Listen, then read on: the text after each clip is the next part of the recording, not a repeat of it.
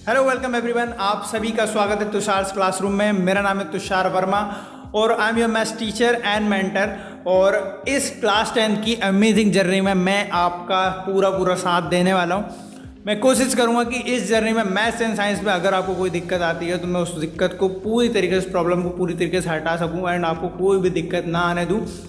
और अभी आप क्लास 9th से 10th में आए होंगे एंड आपके ऊपर एक प्रेशर आने वाला है कि भाई बोर्ड क्लास है, रिलेटिव्स, फैमिली, टीचर्स, फ्रेंड्स सभी आपके ऊपर एक प्रेशर डालेंगे। बोर्ड क्लास है, पढ़ लो।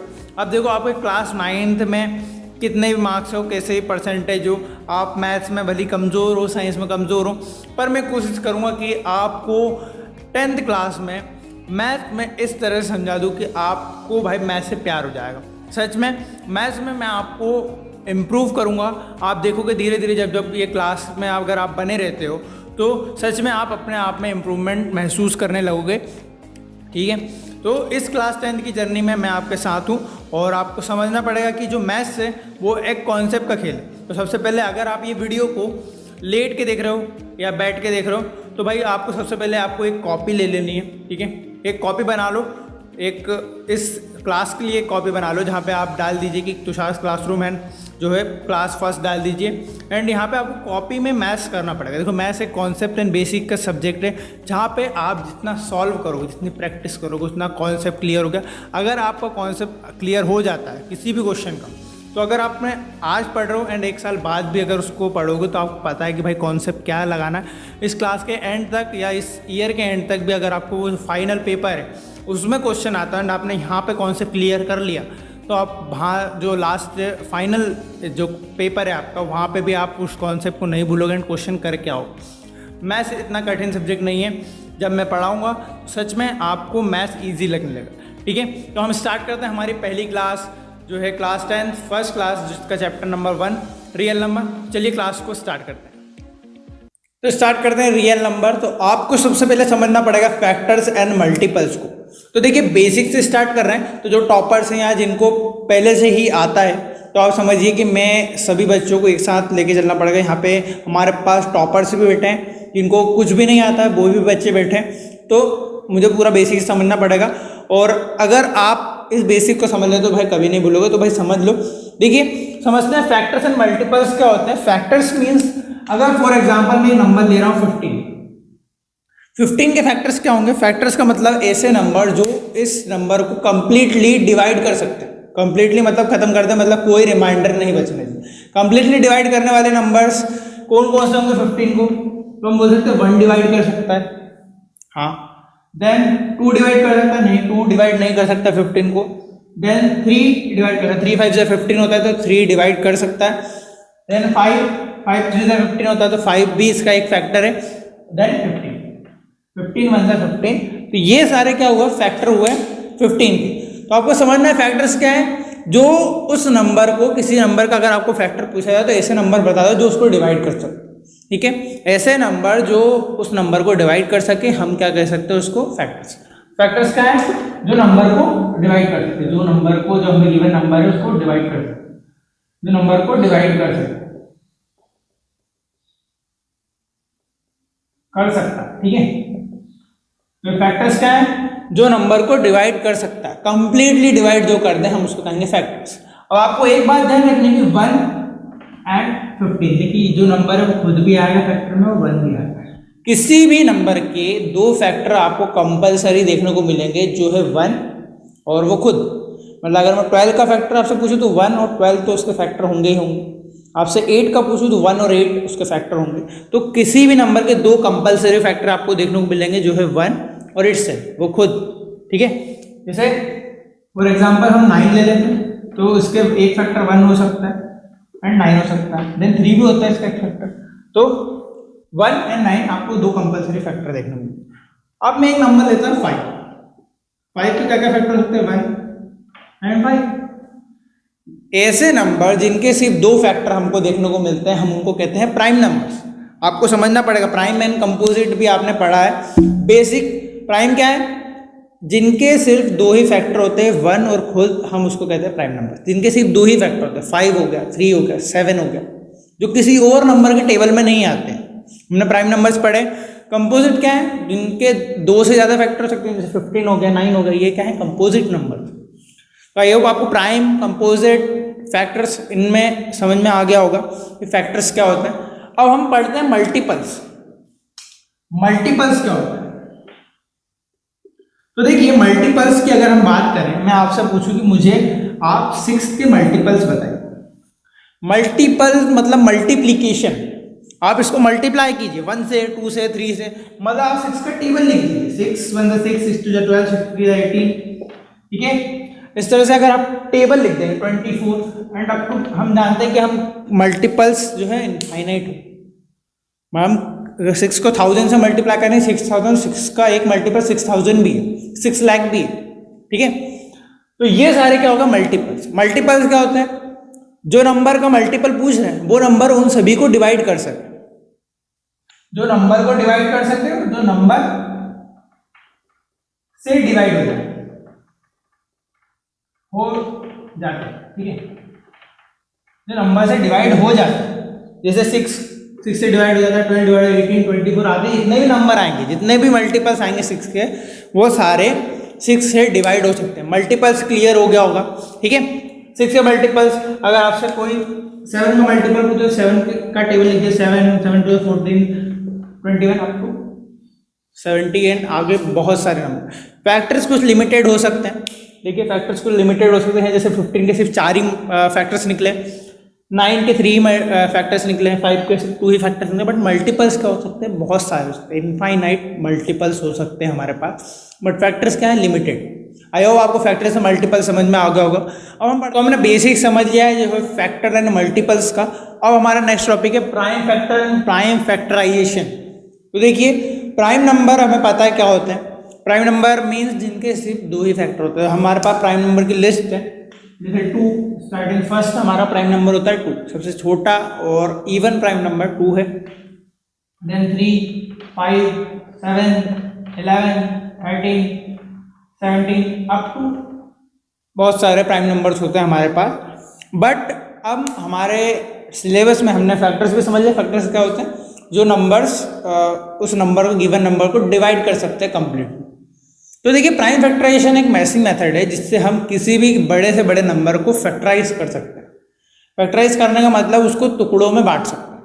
फॉर एग्जाम्पल अगर मैं आपसे पूछूं कि 18 की मुझे फैक्टर्स आप बताइए, आपको आप एक एक फैक्टर लिखोगे, 1 2 हो गया, देन 3 6 9 18, ऐसे आप इसके फैक्टर्स लिखोगे।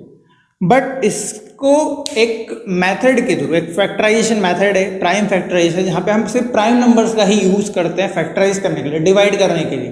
एंड उस मेथड का यूज़ करके हम किसी भी नंबर को प्राइम फैक्टर्स में के फॉर्म में लिख सकते हैं या उसका प्राइम फैक्टराइजेशन करते हैं।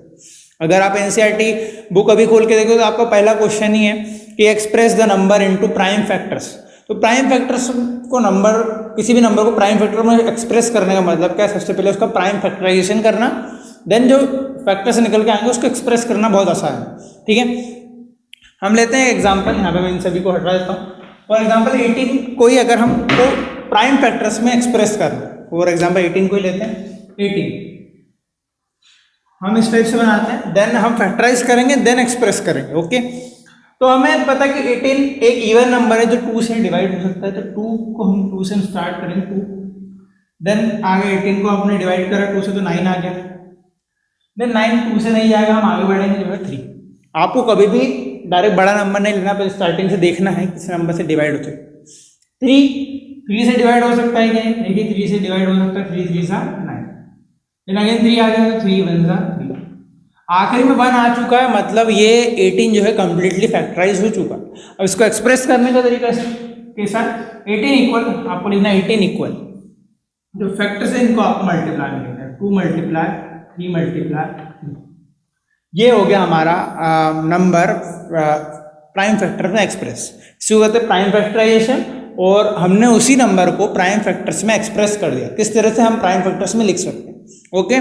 तो ऐसे आपको समझ में आ गया होगा। एक हम बड़ा नंबर लेते हैं, एनसीईआरटी का क्वेश्चन लेते हैं जिसको हम सॉल्व करेंगे, और उसके बाद मैं आपको होमवर्क दूंगा। तो आपको ध्यान रखना, आपने जो कॉपी बनाई होगी, मैंने आपको कहा था कि आप एक कॉपी लेके बैठे और जो मैं करवा रहा हूँ उसको सॉल्व कीजिए। इसके साथ साथ मैं होमवर्क दूंगा, वो आपका इस क्लास के बाद आपको उस होमवर्क को करना है। एंड रिवीजन बहुत इंपॉर्टेंट है भाई, कि रिवीजन करोगे तभी आप जो है कॉन्सेप्ट एंड बेसिक को क्लियर कर पाओ। क्वेश्चन की जितनी ज़्यादा प्रैक्टिस करोगे, इतना ज़्यादा सॉल्व करोगे, उतना ज़्यादा आपको क्लियर हो जाओ। तो समझ गए, यहाँ पे मैंने समझा दिया आपको एक क्वेश्चन। अब एक क्वेश्चन और समझते हैं, देन बाकी क्वेश्चन आपके होमवर्क। ठीक है, जब आप समझ के जाओगे यहाँ क्लास से एंड आप आपकी बुक के क्वेश्चन देखोगे एनसीईआरटी के, एमपी बोर्ड के लिए भाई एनसीईआरटी सफिशिएंट है। ठीक है, और समझिए कि आप यहाँ पे समझ, जो होमवर्क दूंगा उसको सॉल्व कीजिए, समझ में आ जाएगा। लेते हैं हम एक क्वेश्चन जो है,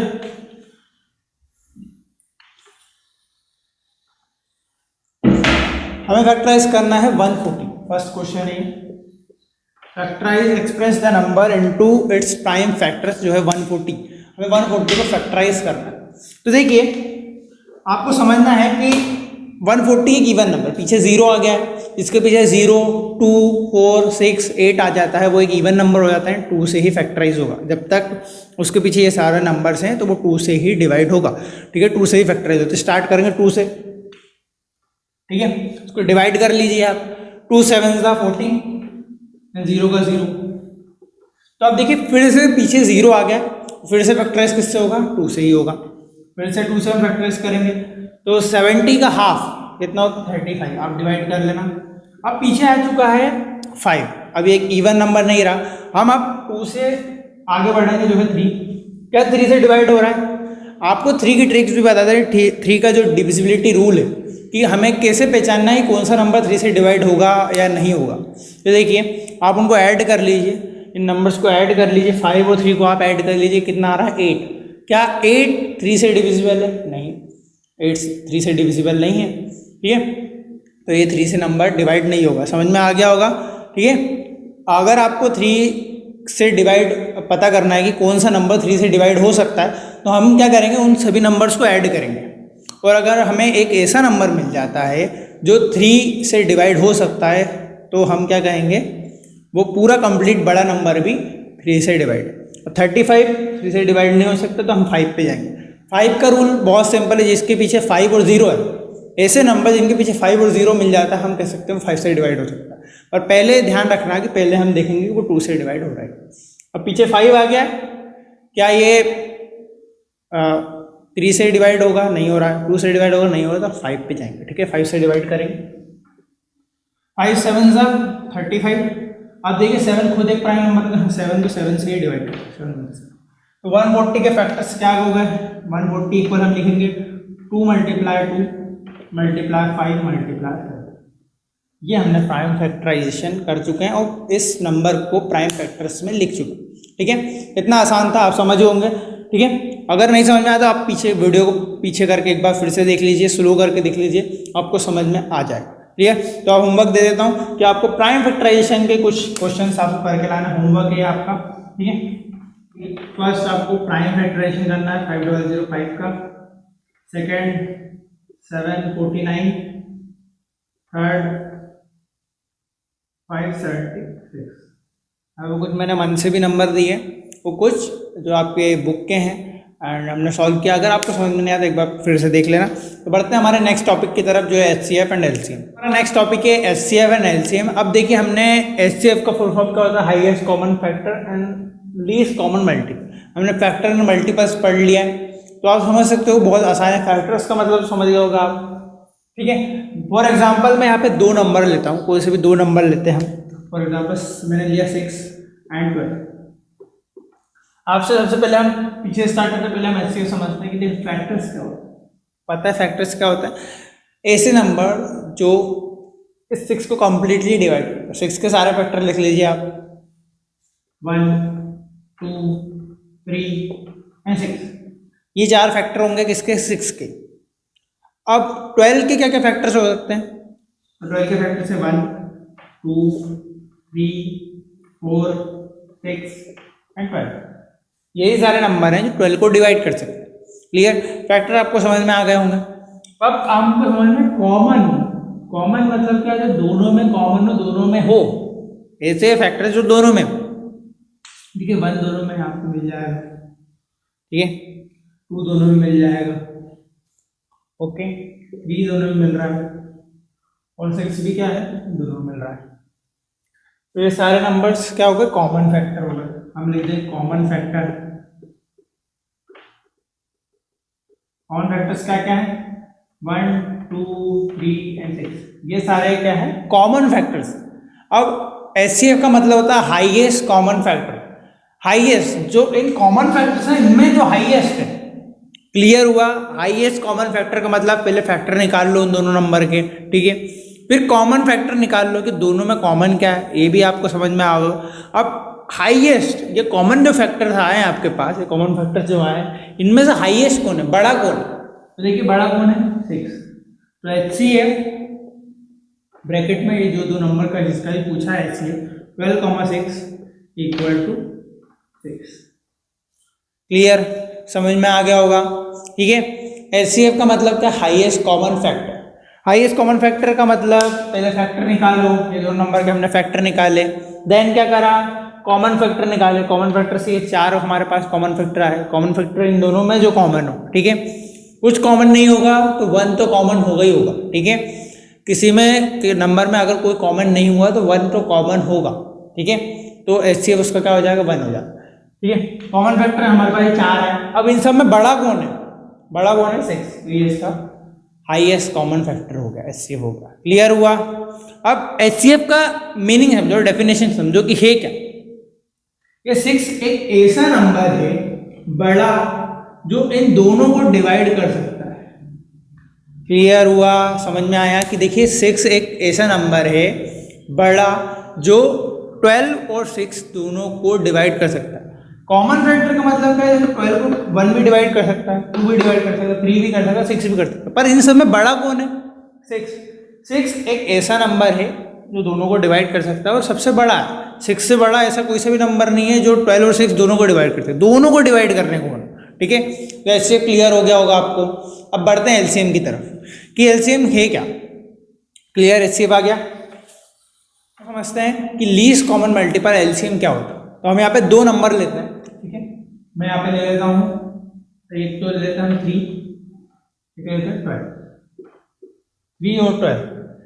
मल्टीपल निकालना, पहले क्या निकालना है, मल्टीपल। हम पीछे से चालू करते हैं, फैक्टर कॉमन हाईएस्ट करा था हमने, मल्टीपल कॉमन लीस्ट है। मल्टीपल निकाल लो पहले, इन दोनों नंबर के मल्टीपल निकाल लेते हैं हम, ठीक है।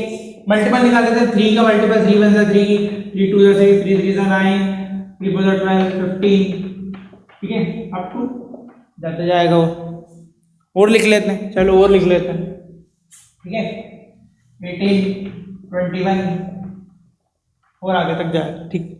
12 के मल्टीपल लिख लीजिए आप, 12 के सारे मल्टीपल लिख दीजिए, इतने आपको बनते हैं, ठीक है। 12 1 12, 12 2 24, 36, 48, 60, डॉट डॉट डॉट। क्लियर, ये सब क्या होगा, 12 के मल्टीपल हो गए। इसमें और 3 के और लिख देते हैं।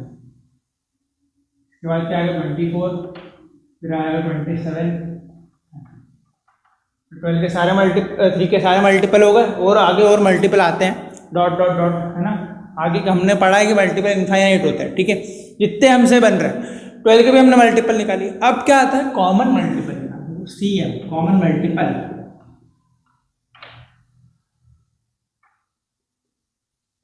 कॉमन मल्टीपल्स क्या क्या है, इन दोनों में जो कॉमन आ रहा है, इन दोनों में जो कॉमन आ रहा है, कॉमन देखते हैं। 3 तो नहीं है, 12 आ रहा है कॉमन, फिर 24 आ रहा है, और आगे और भी आएंगे, पर अभी हम इतने लिख देते हैं, 12 24 और आगे 36 आएगा, ठीक है, डॉट डॉट डॉट, और भी सारे आएंगे। क्लियर, तो आप समझिए कि इनमें सबसे छोटा कौन सा। अब देखो एलसीएम का मतलब है लीस्ट कॉमन मल्टीपल, मल्टीपल निकाल लिया आपने, कॉमन मल्टीपल निकाल लिए। अब उनमें लीस्ट मतलब लोएस्ट, छोटा, सबसे छोटा कौन सा है, 12। तो एलसीएम ऑफ 3 एंड 12 क्या हो गया, 12। अब एलसीएम है क्या, एलसीएम समझो, एलसीएम की डेफिनेशन समझो कि एलसीएम वह नंबर है, इन दोनों का एलसीएम आया 12, वह नंबर है जो इन दोनों से डिवाइड होगा, वो सबसे छोटा नंबर। 12 भी एक ऐसा नंबर है जो 3 से भी डिवाइड हो सकता है और 12 से भी डिवाइड हो सकता है, और सबसे छोटा नंबर। डिवाइड 24 भी हो रहा है, 36 भी हो रहा है, पर सबसे छोटा कौन है? 12। तो एलसीएम आपको क्लियर हो गया होगा एलसीएम और एचसीएफ कि देखिए कि एलसीएम क्या है? Least common multiple. पहले मल्टीपल निकाल लो, ठीक है। उन सब में छोटा कौन सा है? सबसे छोटा मल्टीपल देखना है, कॉमन मल्टीपल, सबसे छोटा कॉमन मल्टीपल जो क्या हो? इन दोनों से डिवाइड होता है। हम बोलेंगे दोनों से डिवाइड होता है,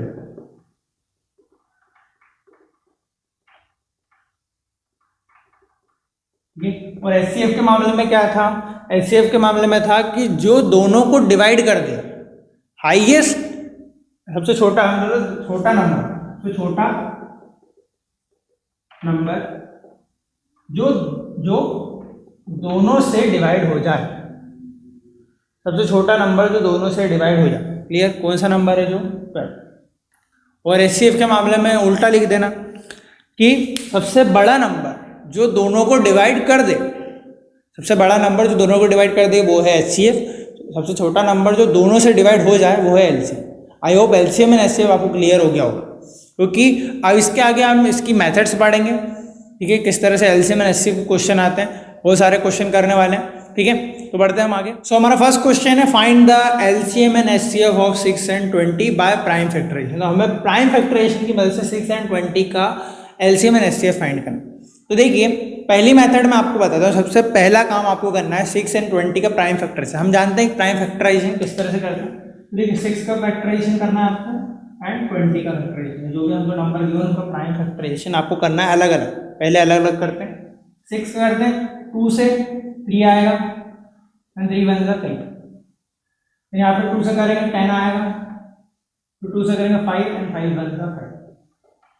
ये होगा इसका फैक्टराइजेशन। एचसीएफ आपको फाइंड करना है, तो डायरेक्ट मैं आपको बता देता हूँ डायरेक्ट मेथड जो होती है कि एचसीएफ क्या होगा, इसका हम फैक्टराइजेशन ऐसे लिखेंगे 6 इक्वल 2 क्रॉस 3 एंड इधर 20 इक्वल 2 क्रॉस 2 क्रॉस 3।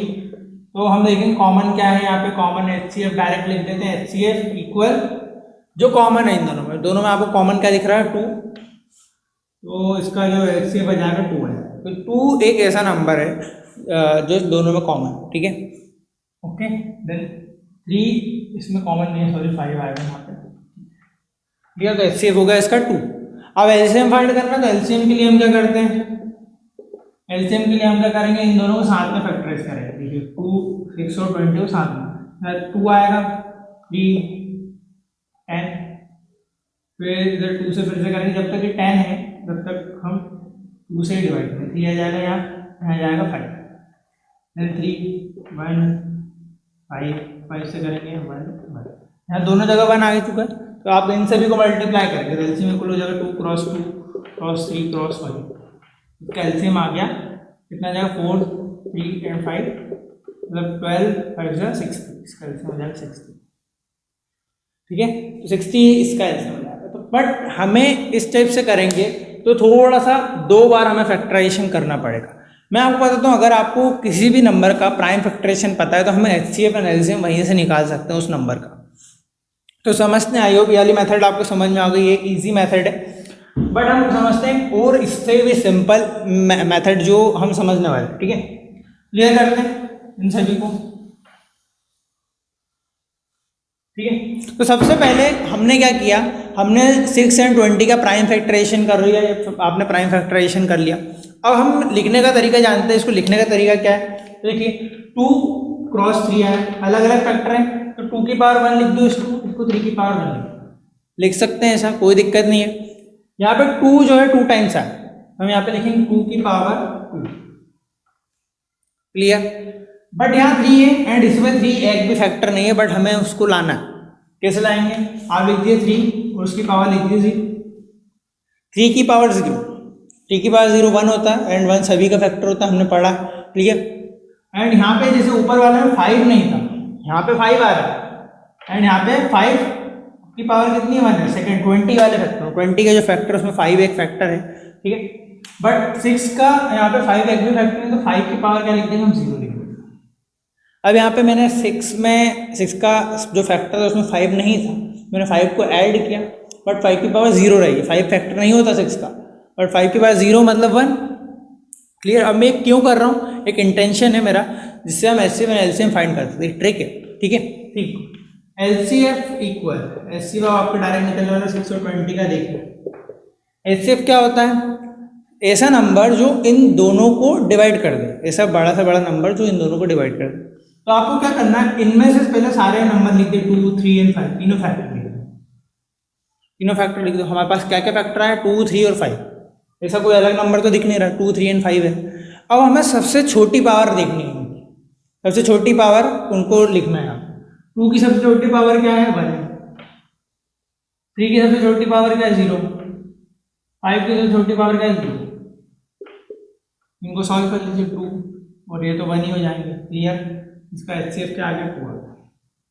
सिंपल था, समझना एक बार फिर से। तो देखिए एचसीएफ करने के लिए हम सबसे पहले करेंगे प्राइम फैक्टराइजेशन।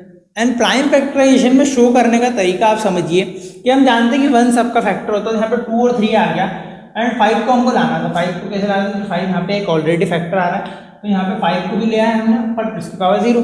सिमिलरली यहाँ पे 3 को लाना है, 3 की पावर 0। हमारे पास जितने भी फैक्टर हैं उनको लिख दो एचसीएफ में, 2, 3, 5, बट पावर सबसे लोएस्ट, सबसे लीस्ट पावर हमको चूज करनी है। जैसे 2 की सबसे लीस्ट पावर इन सभी में कहाँ, यहाँ पे 2 है पावर, यहाँ 1 है, तो 1 जो है सबसे लीस्ट पावर है, इसलिए हमने 2 की पावर 1 को चूज किया।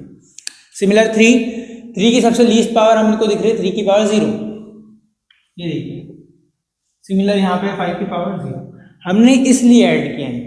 अगर हम इनको ऐड नहीं करते तो क्या 5 की पावर 1 लिखते हैं, तो वो गलत हो सकता था, इसलिए ये हो गया। और इसका एचसीएफ आ गया 2। अब 2 ही एक ऐसा नंबर है सबसे बड़ा, तो 6 और 20 दोनों को डिवाइड कर सकता है। क्लियर हुआ। अब एलसीएम की ट्रिक देखिए, एलसीएम के लिए हमें फिर से फैक्टराइजेशन करने की जरूरत नहीं है अलग अलग या एक साथ। और हमें क्या करना है, यही पावर का यूज करेंगे, बट इस बार एलसीएम के लिए हम हाईएस्ट पावर का यूज कर दें। इन्हीं फैक्टर्स को वापस लिख देना आपको, 2, 3 एंड 5, बट इस बार हमको हाईएस्ट पावर चूज करनी है, इन सभी फैक्टर्स की हाईएस्ट पावर।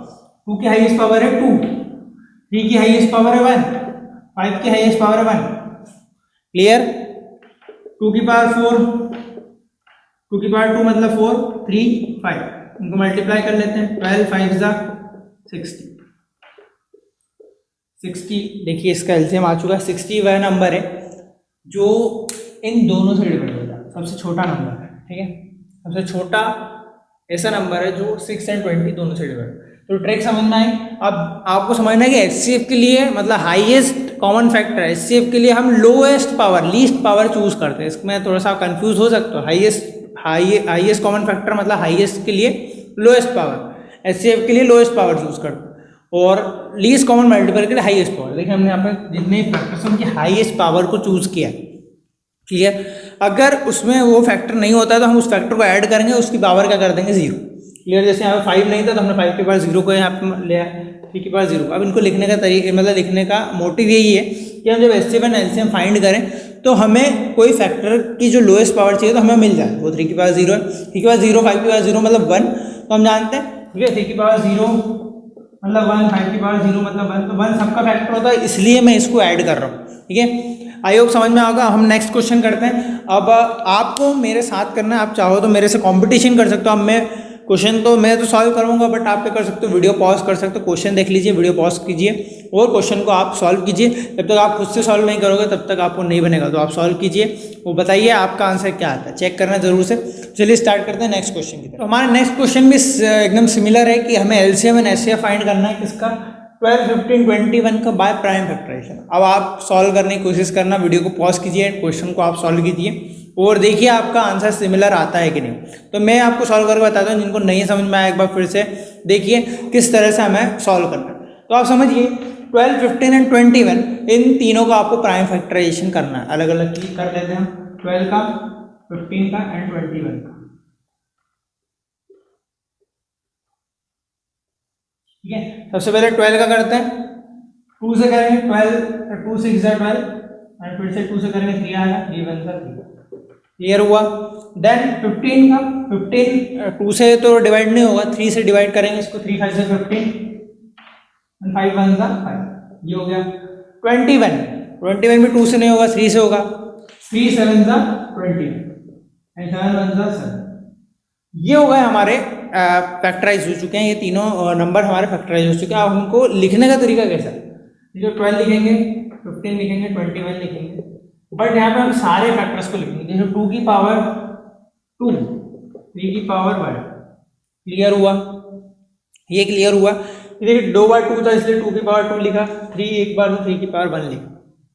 5 एक है इसमें, यहाँ पे 5 एंड 7 आ रहा है, ठीक है। 5 है क्या, नहीं है, तो 5 की पावर क्या लिखेंगे, 0। क्या 7 है क्या, नहीं है, 7 की पावर 0।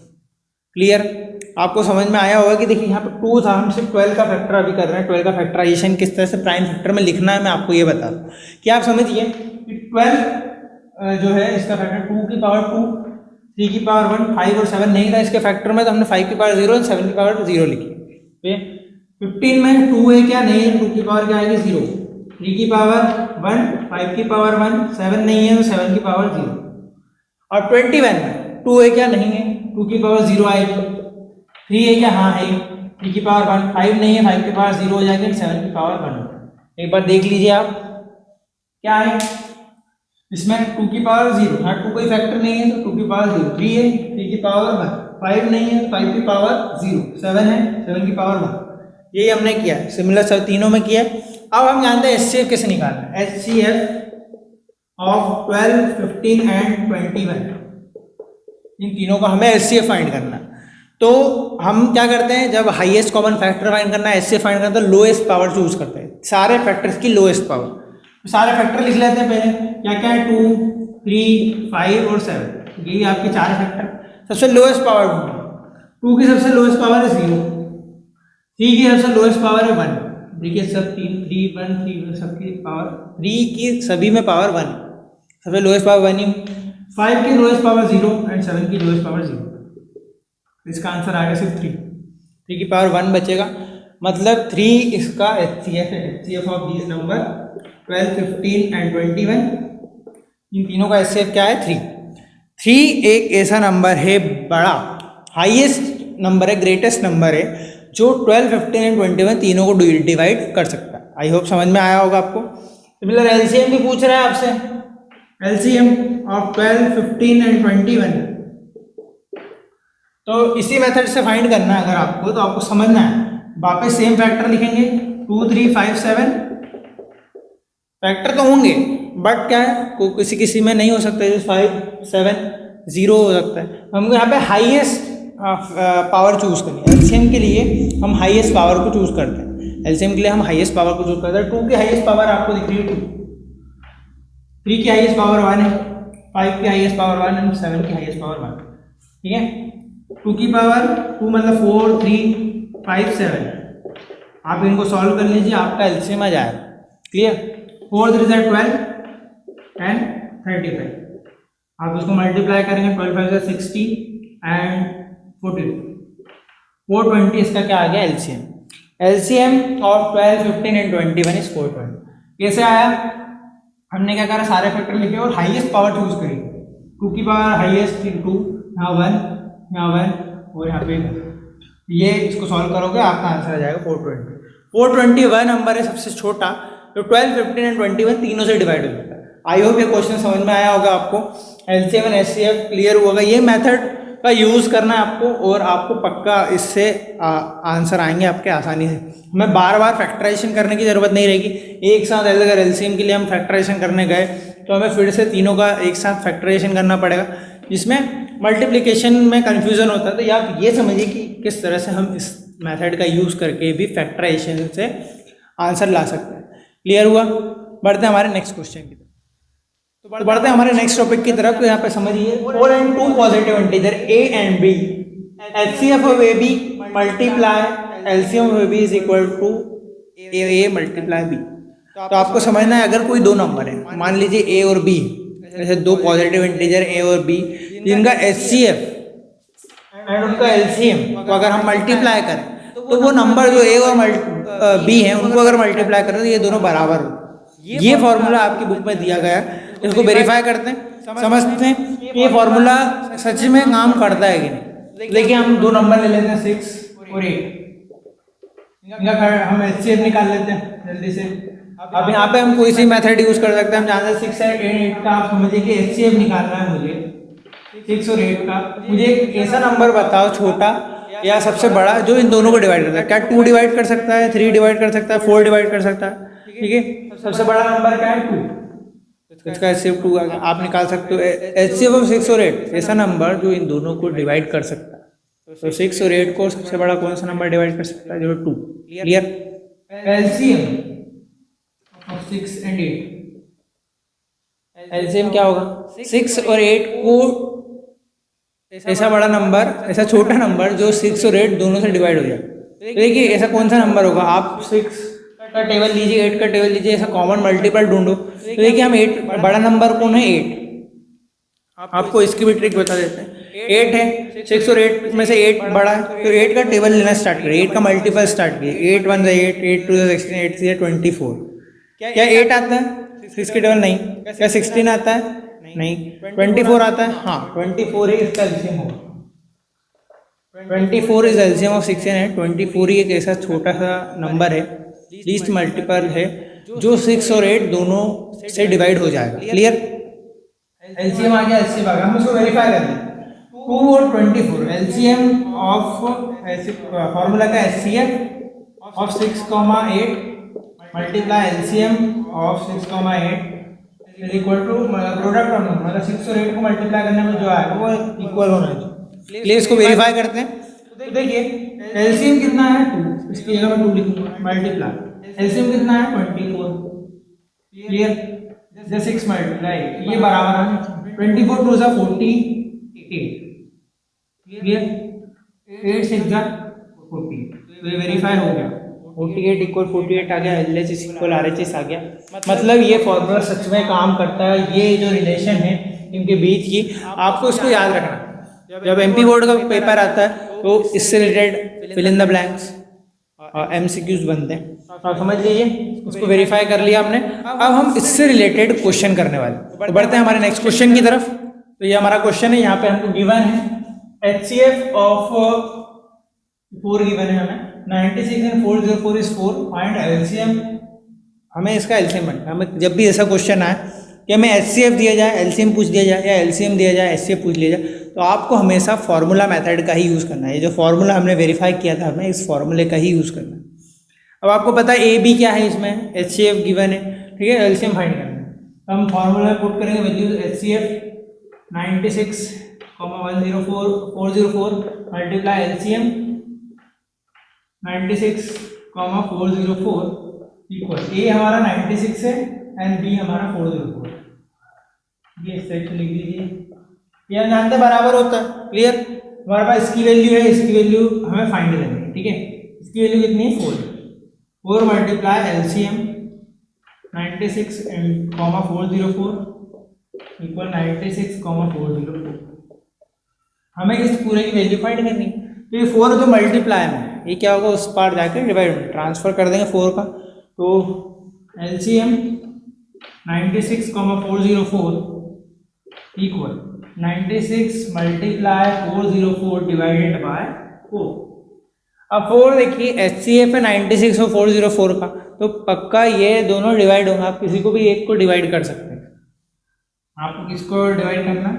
आप 404 को आसानी से डिवाइड कर सकते हैं, जो 101 आ रहा है।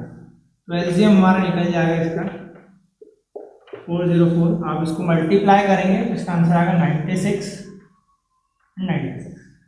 ये आपका आंसर है। ठीक है, LCM आ चुका हमारे पास।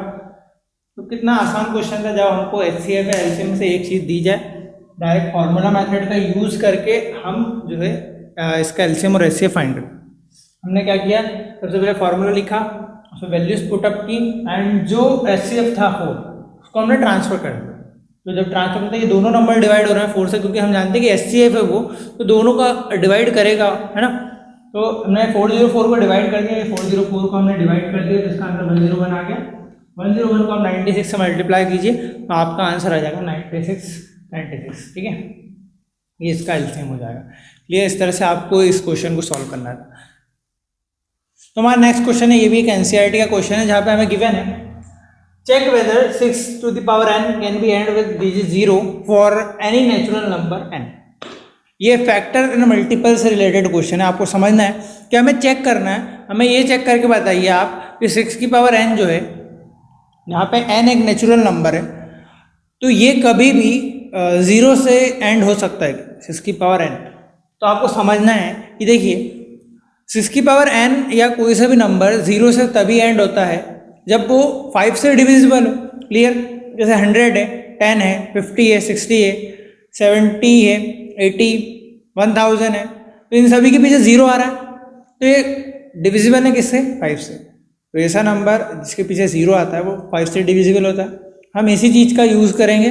और डिविजिबल क्यों होता है आप समझिए, कोई सा भी नंबर किसी भी नंबर से डिविजिबल क्यों होता है? अगर कोई सा नंबर 5 से डिविजिबल है तो कहीं ना कहीं 5 उसका एक फैक्टर है। क्लियर? 5 उसका फैक्टर है तभी तो डिविजिबल है।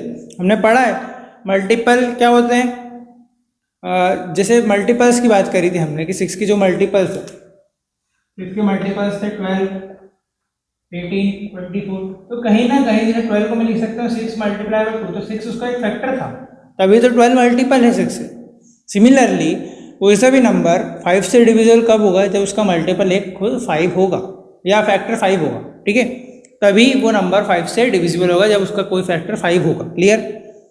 ठीक है? तो हम यहाँ इसी चीज़ का यूज़ करने वाले हैं और इस क्वेश्चन को, ये थ्योरी बेस्ड क्वेश्चन है, आप समझ गए होंगे। और इसको लिखने का तरीका कैसा है?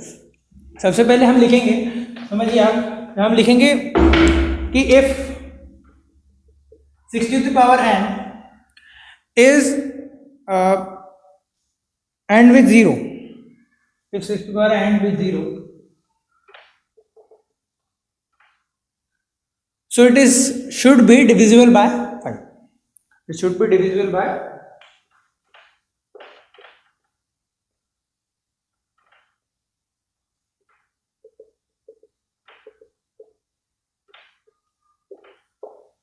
5 से अगर वो नंबर डिवाइड होगा तभी तो वो 0 से एंड होगा। क्लियर? ये हो सकता है। सारे ऐसे नंबर हैं जिनके पीछे 0 आता है वो क्या 5 से डिविजिबल है? हाँ, ऐसा होता है। क्लियर? हम सबसे पहले देखते हैं 6 की पावर n के फैक्टर क्या बनेंगे।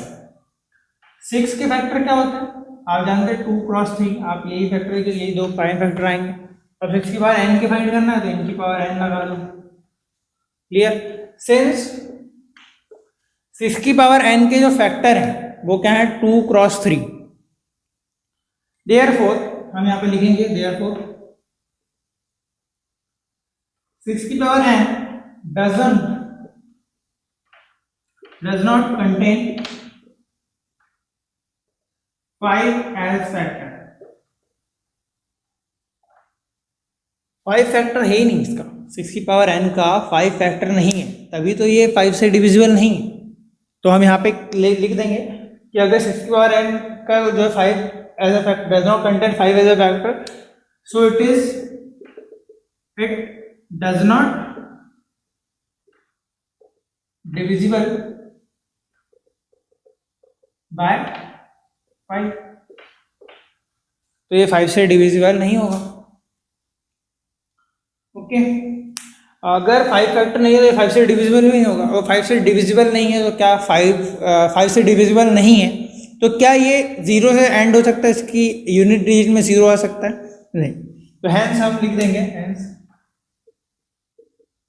सो it does not 60 power n can not end with a digit 0 for any natural number।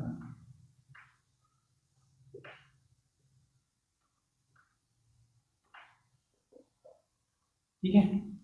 अगर 5 फैक्टर है ही नहीं उसका तो वो 5 से डिविजिबल भी नहीं है। वो 5 से डिविजिबल नहीं है तो वो कभी भी 0 से एंड नहीं हो सकता। 6 की पावर n कभी भी 0 से एंड नहीं होगा। क्लियर हुआ? ये इस तरह थ्योरी बेस्ड क्वेश्चन था, बस हमको इसको समझना था। और लिखने का तरीका आप अपने मन से भी लिख सकते हो भाई, अपने अगर अपनी लैंग्वेज आती है अपनी लैंग्वेज लिख लो। अगर लिखने का तरीका इस तरह से लिख दोगे तो और अच्छा रहेगा। क्लियर? अब हम बढ़ते हैं होमवर्क की तरफ। जो आज हमने क्लास में पढ़ा उससे रिलेटेड जो सारे होमवर्क्स हैं, रिवीजन बेस्ड क्वेश्चन है, अब आपको मैं देने वाला हूँ। आपको ज़रूर से उनको सॉल्व करना है, तभी आपके कॉन्सेप्ट एंड बेसिक क्लियर होने वाले हैं। तो जो होमवर्क दे रहा हूँ उनको ज़रूर से करना। नेक्स्ट क्लास में ज़रूर से मुझे उनका आंसर बताना है। नेक्स्ट क्लास में हम इर्रेशनल, जो इसी चैप्टर का सेकंड टॉपिक है इर्रेशनलिटी और इर्रेशनल नंबर्स, उसके बारे में पढ़ेंगे। तो नेक्स्ट क्लास में ज़रूर से मिलते हैं। बाकी अभी होमवर्क नोट कीजिए। तो ये हैं आपके कुछ होमवर्क के क्वेश्चन। तो सिमिलर जो आज हमने क्लास में पढ़े हैं उन्हीं से रिलेटेड सारे क्वेश्चंस हैं।